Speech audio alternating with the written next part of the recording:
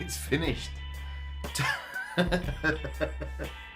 I can't tell you whether that was the last episode of Towie that there is ever.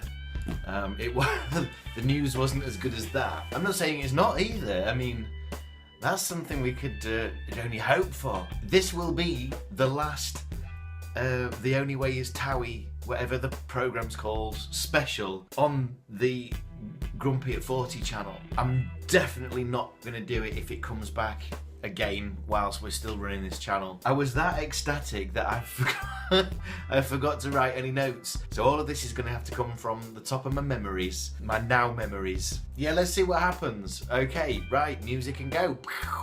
The only way is love,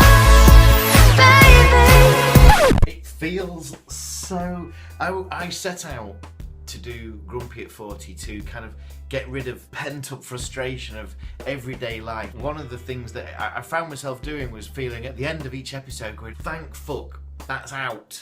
The problem I started to have with The Only Way is Towie, as The Only Way is Essex, is that I knew that it wasn't over. I knew that there was more to come, and this was just... It wasn't the fun that I thought it was going to be. It has finished now. So let's just, let me tell you what pissed me off the most about this. I can't hide me. I ate it. I ate it so much that I'm just so happy. What I might do is just pick on some things that have run through the whole series, if that works with you. People expect apologies. And I sort of think, you know, if I've been wronged by a particular person, that somebody would have the guts just to say, I'm sorry. But what the problem with this show is that people don't just go ahead and do that apology. They discuss the apology with other people well before it's actually about to happen. Now, I know there's editing, but you still can't argue that people shouldn't be having this conversation about having an apology with other people and not the person that the apology's for. Does that make sense? I think it does. Then it made me think, these people are the people in the world who demand that they have some respect. You know, I can't believe you did this to me. You know, we've been mates all this time, and I thought you had my back, and you've thrown me under the bus. However, nobody learns their lesson. Nobody's there saying to each other, remember the last time when we fell out?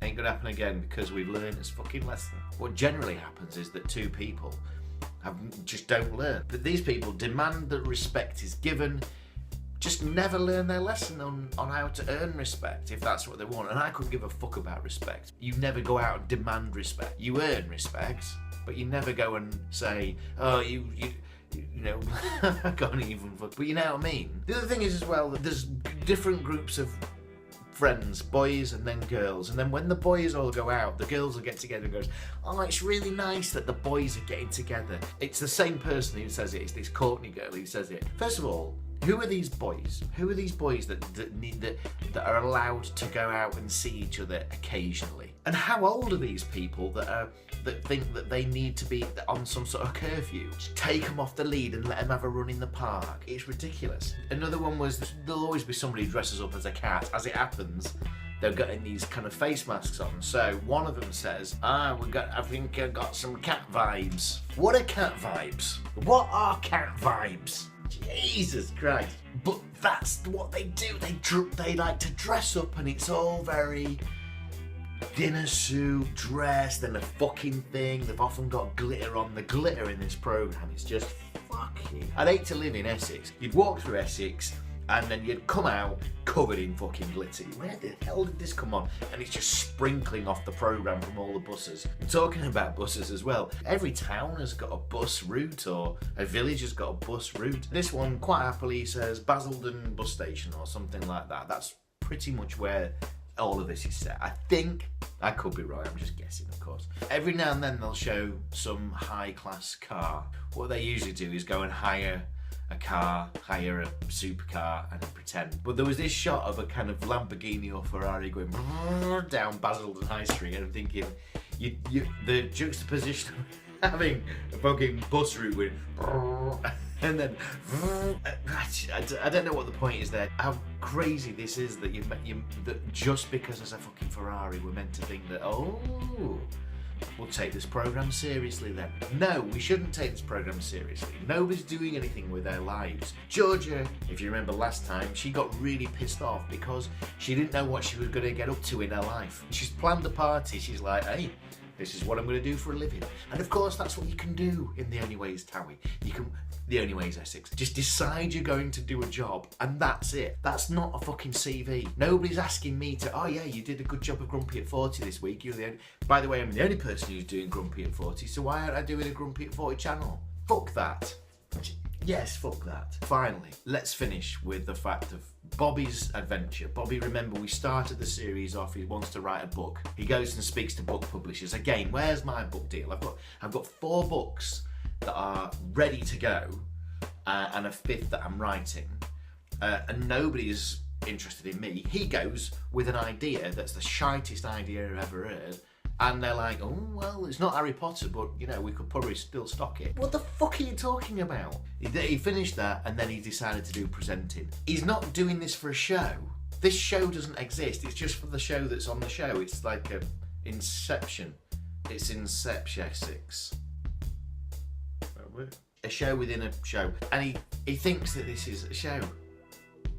I thought some of the things he says are quite sweet, but essentially I just think he's mentally disabled, and I wouldn't be surprised if a lot of the other cast are.